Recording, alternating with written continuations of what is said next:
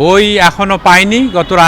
গত রাত্রে মানে এক সংবাদে পেয়েছে, আমাদের শিক্ষক গিয়েছে, ক্লাস 6-এর 3টা বই দেওয়া হবে।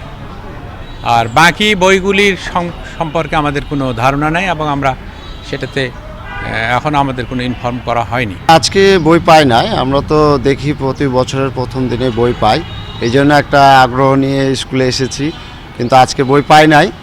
তবে দেরি হলেও যেন ভালো পাঠ্যসূচি আসে আমাদের অভিভাবকদের চাওয়া। বাচ্চারা যদি বই নতুন বছরে পেত তাহলে অবশ্যই সবার মনটা ভালো হতো। কেউ কেউ তো বই পাইনি, আমরা তার মধ্যে বই পেয়েছি, এই জন্য আমরা কৃতজ্ঞ। এটা ভালো লাগছে, সবাই আমরা পেয়েছি, কেউ কেউ হয়তো পাইনি। রাষ্ট্রীয় সিদ্ধান্তটা এরকম ছিল যে আগের বই বাদ দিয়ে নতুন পরিবর্তিত চাহিদার প্রেক্ষিতে নতুনভাবে বই ছাপানো হবে।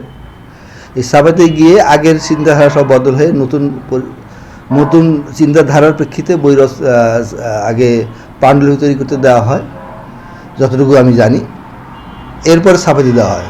স্বাভাবিক কারণেই অন্যান্য বছরের ন্যায় ছাপাতে দেরি হয়ে যাচ্ছে বা এখনও কমপ্লিট হয়নি। এমত অবস্থায় সরকার কোমলমতি শিক্ষার্থীদের পাঠ্যপুস্তক বিতরণের লক্ষ্যে কিছু বই বছরের প্রথম তারিখেই যেন দেওয়া যায়, সেই লক্ষ্যে স্কুল পর্যায়ে ক্লাস 6-এর বাংলা, ইংরেজি, গণিত এই 3টে বিষয়ের বই সরবরাহ নিশ্চিত করে।